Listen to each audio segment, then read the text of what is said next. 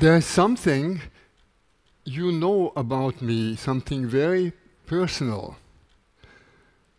And there's something I know about every one of you that's very central to your concerns. There's something that we know about everyone we meet anywhere in the world, on the street, that is the very mainspring of whatever they do and whatever they put up with. And that is that all of us want to be happy. In this we are all together. How we imagine our happiness, that differs from one another. But it's already a lot that we have all in common, that we want to be happy. Now, my topic is gratefulness. How is the connection between happiness and gratefulness? Many people would say, well, that's very easy. When you are happy, you are grateful. But think again. Is it really the happy people that are grateful? We all know quite a number of people who have everything that it would take to be happy, and they are not happy because they want something else, or they want more of the same. And we all know people who have lots of misfortune. Misfortune that we ourselves would not want to have. And they are deeply happy. They radiate happiness. We are surprised. Why? Because they are grateful. So it is not happiness that makes us grateful. It's gratefulness that makes us happy. If you think it's happiness that makes you grateful, think again. It's gratefulness that makes you happy. Now, we can ask, what really do we mean by gratefulness? And how does it work? I appeal to your own experience. We all know from experience how it goes. We experience something that's valuable to us. Something's given to us that's valuable to us. And it's really given. These two things have to come together. It has to be something valuable, and it's a real gift.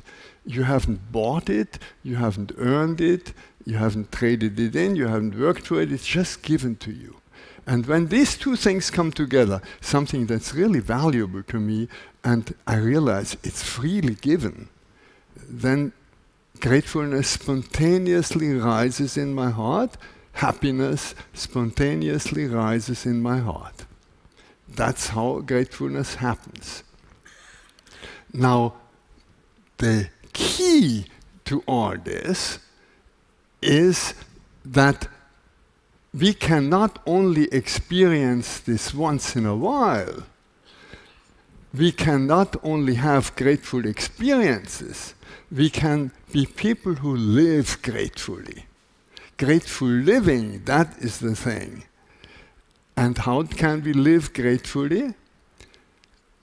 By experiencing, by becoming aware that every moment is a given moment, as we say. It's a gift. You haven't earned it, you haven't brought it about in any way, you have no way of assuring that there will be another moment given to you.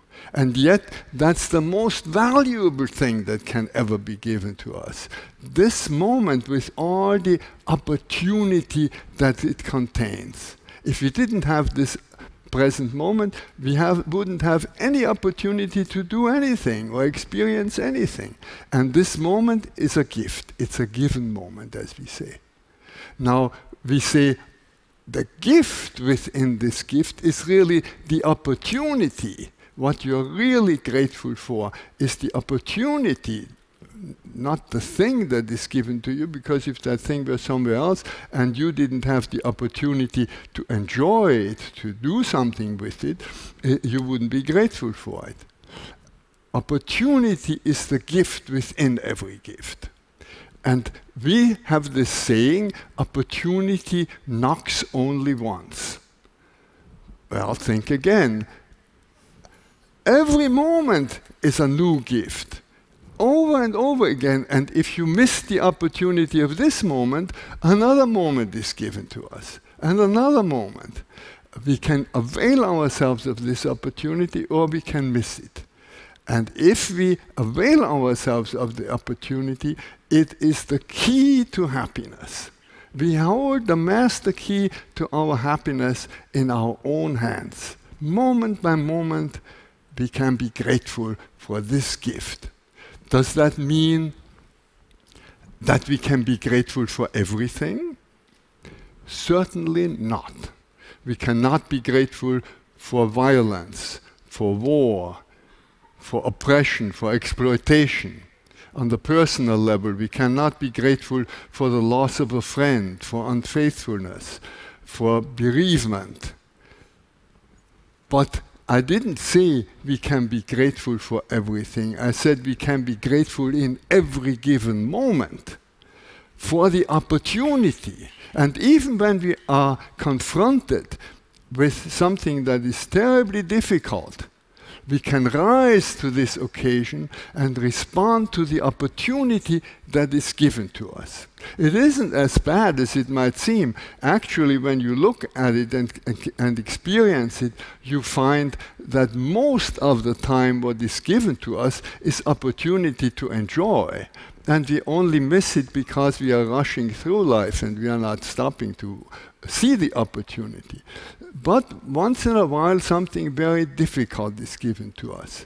And when this difficult thing occurs to us, it's a challenge to rise to that opportunity. And we can rise to it by learning something, which is sometimes painful. Learning patience, for instance. We have been told that the road to peace is not a sprint, but is more like a marathon. That takes patience. That's difficult. It may be to stand up for your opinion, to stand up for your conviction. That's an opportunity that is given to us. To learn, to suffer, to stand up.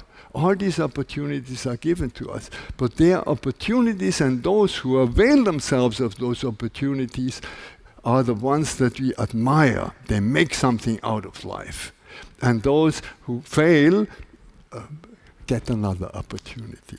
We always get another opportunity. That's the wonderful richness of life.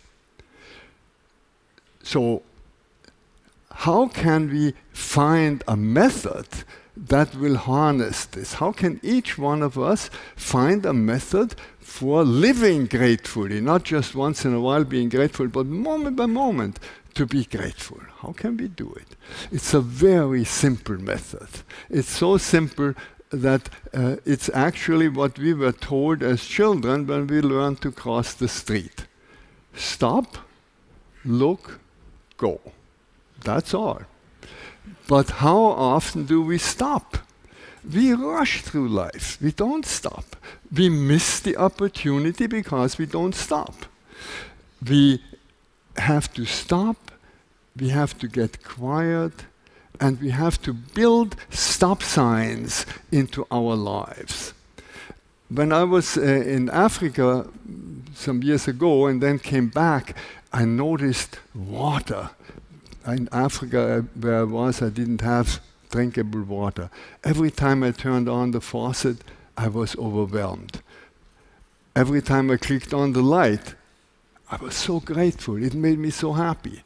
But after a while, this wears off. So I put little stickers on the light switch and on the water faucet, and every time I turned on, water.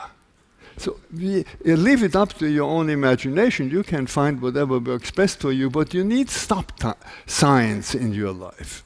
And when you stop, then the next thing is to look. You look, you open your eyes, you open your ears, you open your nose, you open all your senses for this wonderful richness that is given to us. There's no end to it. That is what life is all about, to enjoy what is given to us. But then we can also open our hearts for the opportunities also to help others, to make others happy, because nothing makes us more happy than when all of us are happy. And when we open our hearts to the opportunities invite us to do something. And that is the third. Stop, look, and then go, and really do something. And what we can do is whatever life offers to you in that present moment. Mostly it's the opportunity, enjoy.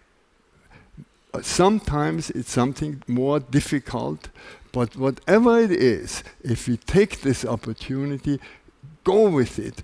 We are creative. Those are the creative people. And that little stop, look, go is such a potent seed that it can revolutionize our world. Because we are at the present moment in the middle of a change of consciousness. And you will be surprised I'm always surprised when I hear how many times this word gratefulness and gratitude comes up. Everywhere you find it, a grateful airline, a restaurant gratefulness, a cafe gratefulness, a wine that is gratefulness. Yes, I've even come across a toilet paper that's brand is called thank you.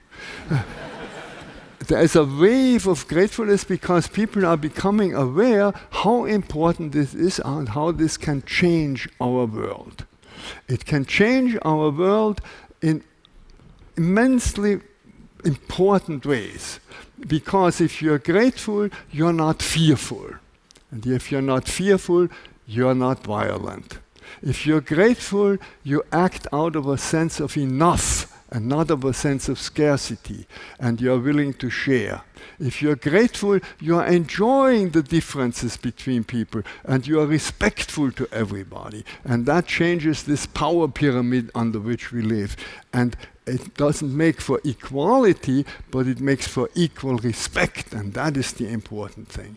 The future of the world will be a network, not a pyramid turned upside down. The revolution of which I'm speaking is a non-violent revolution, and it's so revolutionary that it even revolutionizes the very concept of a revolution. Because the normal revolution is one where the power pyramid is turned upside down, and those who were on the bottom are now on the top, and are doing exactly the same thing that the ones did before. What we need is a networking of smaller and smaller groups who know one another, who interact with one another, and that is a grateful world. A grateful world is a world of joyful people. Grateful people are joyful people. And joyful people, the more and more joyful people there are, the more and more we'll have a joyful world. We have a network for grateful living, and it has mushroomed. We couldn't understand it why it mushroomed. We have an opportunity for people to light a candle when they are grateful for something. And there have been 15 million candles lit in 1 decade.